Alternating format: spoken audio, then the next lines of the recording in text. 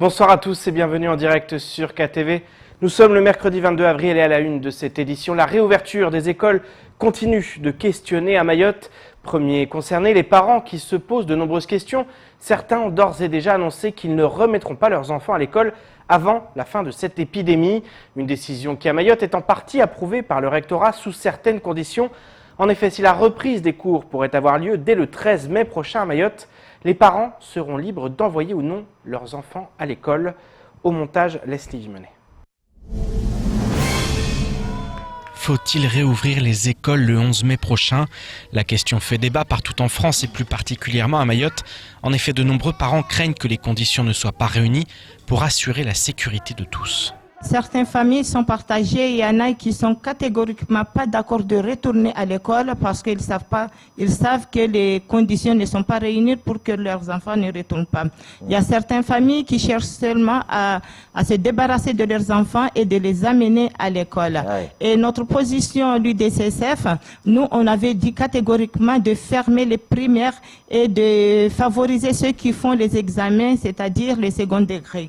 Et aujourd'hui, nous avons mis en place avec le recteur de Mayotte une feuille de route parce que par rapport à notre position, on s'est convié ceci, que les primaires, ils vont rentrer à l'école parce que certains maires, je le dis très bien, il faut que les Mahorais écoutent ça très bien, certains maires, ils sont d'accord pour réouvrir les établissements. Il n'y a que 2 maires qui sont opposés à ne pas ouvrir les établissements. Les maires de Sada et de Tsingoni s'opposent pour l'heure à une réouverture des écoles du premier degré dans leur commune. En effet, ils sont conscients qu'au regard des difficultés avant même l'épidémie, il sera difficile, voire impossible, d'offrir des conditions d'accueil sécurisées. On est à Mayotte, tout le monde connaît tout le monde. Donc on sait très bien qu'ils n'ont pas les moyens matériels parce que les toilettes qu'on voit tous les jours à la télé, les parents d'élèves qui réclament les conditions des toilettes, le manque d'hygiène, manque de personnel pour nettoyer et qu'on sait très bien que le virus est résistant sur le fer. Le fer, c'est le poignet de porte qu'à chaque passage d'un élève aux toilettes, ça doit être nettoyé. Et qu'aujourd'hui, ils ont pris les engagements qu'ils le prennent bien parce que les parents d'aujourd'hui, ils sont bien développés. Ils vont prendre leurs responsabilités. Donc, qui est responsable s'il y a un enfant qui a été contaminé à l'école? La question, c'est pas moi de le répondre, mais ils doivent être conscients que ça viendra. L'association a pu rencontrer le recteur qui s'est montré à l'écoute. Il a ainsi été acté que les parents auront la liberté d'envoyer ou non leurs enfants à l'école. Les familles voulaient une rentrée au mois de septembre, mais nous, l'UDCSF, on a trouvé un juste milieu. En discutant avec le rectorat. En discutant avec le rectorat, c'est d'avoir un juste milieu, c'est d'avoir un choix. Un choix pour ceux qui veulent rester à la maison, qui ont tous les accompagnements, comme ça a été fait par médias, par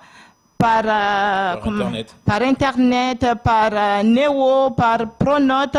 Cet accompagnement va être renforcé par rapport à l'avant. Ceux qui veulent envoyer leurs élèves sur place auront ce choix-là de les envoyer à l'école. Donc c'est un grand boulot qu'on a réussi à faire.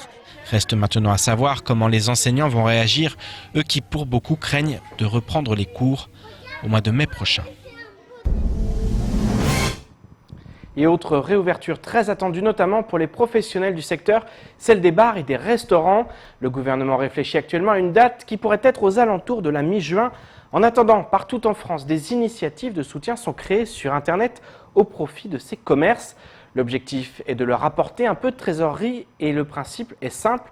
Le client précommande en ligne un verre ou un plat qu'il consommera à l'ouverture des lieux. Je vous propose de regarder ce sujet diffusé par nos confrères de TF1. C'est un élan de solidarité bienvenu pour Alexis.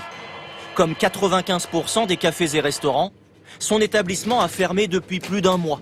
Alors pour soulager sa trésorerie, il s'est inscrit à l'une des nombreuses cagnottes en ligne lancées il y a quelques jours. C'est une anticipation de trésorerie et ça on en a besoin parce que malheureusement on est totalement à découvert, on n'a plus de fonds de roulement, on n'a plus de crédit fournisseur, enfin non c'est très compliqué.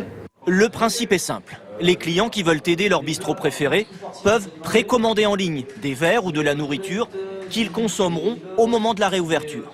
Une avance de trésorerie bienvenue pour les cafés et restaurants. Près de 6000 établissements se sont déjà inscrits. Le total des précommandes s'élève à plus de 600 000 €.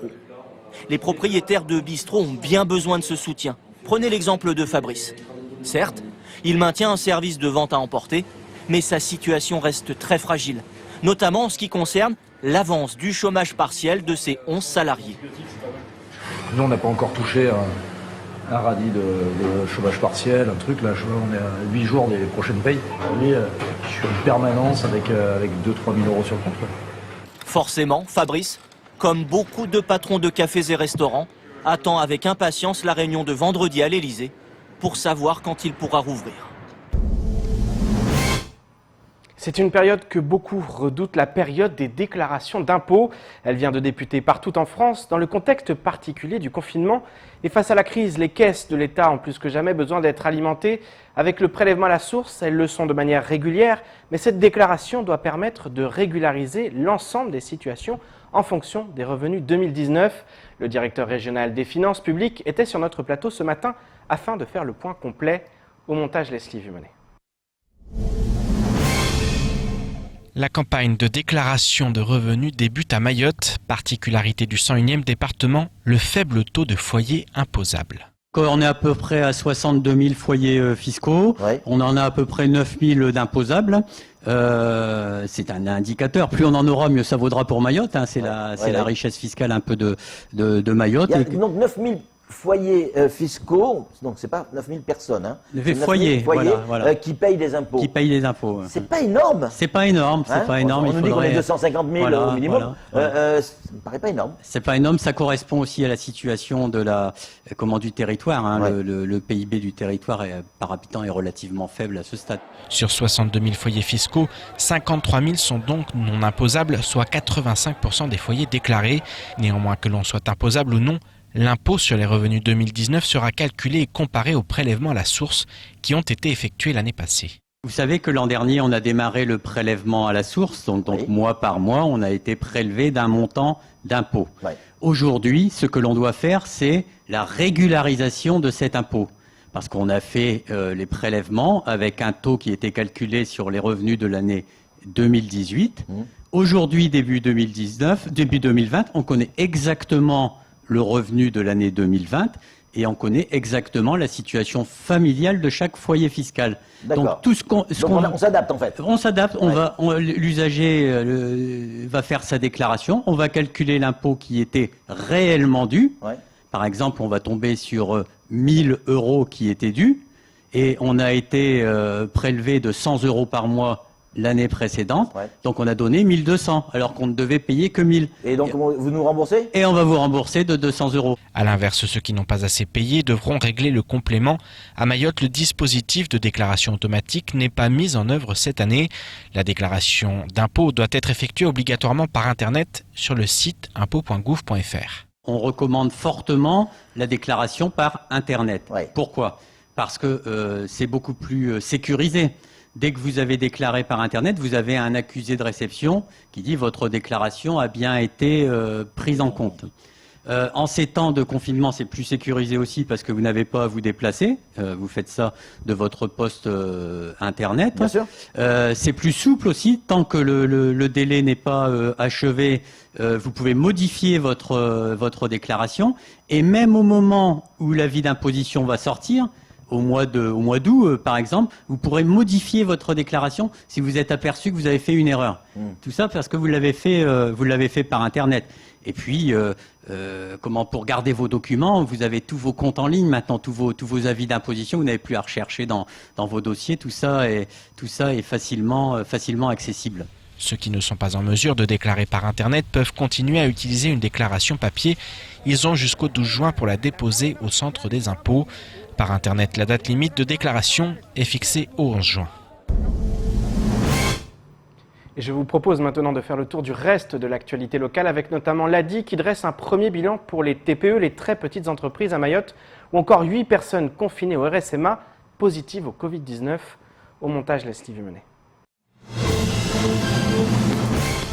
Un premier diagnostic d'impact économique a été réalisé par l'ADI début avril auprès des micro-entrepreneurs qu'elle accompagne. 90% d'entre eux ont une activité arrêtée ou réduite et plus de 60% auront besoin de trésorerie pour relancer leur activité dès la fin du confinement. Ils estiment leurs besoins à 10 000 € en moyenne, soit 16,8 millions d'euros pour 1680 chefs d'entreprise mahorais soutenus par l'association. L'ADI souhaite aujourd'hui constituer un fonds de relance conséquent pour sauver le plus grand nombre de micro-entrepreneurs qui constituent à plus de 90% le tissu économique mahorais. L'association développe ainsi une nouvelle offre financière sur ces fonds disponibles afin de les soutenir dans cette crise inédite. Un prêt de relance à taux bonifié associé à un prêt d'honneur à taux zéro. L'ADI assure que la capacité de ces chefs d'entreprise à faire face à la réduction ou à la disparition de leurs revenus d'activité est aujourd'hui l'enjeu numéro 1. Les tests effectués hier par les équipes de l'ARS chez les personnes revenues des Comores le lundi 13 avril et placées en quatorzaine depuis dans les locaux du RSMA ont permis de confirmer que 8 personnes, toutes asymptomatiques, étaient Covid+. Le diagnostic a été annoncé aux personnes concernées qui ont été prises en charge au centre d'hébergement spécialisé de Tsararano, à l'exception d'une personne âgée hospitalisée par précaution. Selon l'ARS, les résidents ont reçu des informations adaptées insistant sur le nécessaire respect des gestes barrières. Pour rappel, les près de 70 personnes contaminées demandaient d'être testées depuis leur arrivée. Par ailleurs, ils envisageaient de faire grève contre la qualité des repas fournis, malgré les efforts de l'ARS qui a mis de l'argent pour améliorer les plateaux proposés. D'autres tests seront réalisés prochainement pour savoir si le virus n'a pas davantage circulé entre les personnes confinées. Le maire de la commune d'Aqua informe qu'un fonctionnaire communal vient d'être testé positif au Covid-19 et ce malgré les équipements de sécurité mis à la disposition des agents. Pour l'heure, il est impossible de déterminer si l'infection est intervenue en milieu professionnel ou dans la sphère privée. Par mesure de précaution et afin d'éradiquer toute propagation de la maladie, l'agent en question ainsi que toutes les personnes ayant été en contact de près ou de loin avec lui ont été immédiatement placés en quatorzaine sous la surveillance étroite des autorités sanitaires. Aucune permanence n'a ainsi été assurée ce jour pour permettre le bon déroulement des opérations de désinfection qui ont été effectuées de 13h à 16h par des professionnels agréés. Le maire de la commune invite ses administrés à respecter le confinement et à redoubler de vigilance dans le respect des gestes barrières. Et c'est ainsi que s'achève cette édition. Merci de nous rester fidèles sur KTV. Rendez-vous demain dès 19h pour tout connaître de l'actualité locale. D'ici là, restez chez vous. Excellente soirée sur Quasi.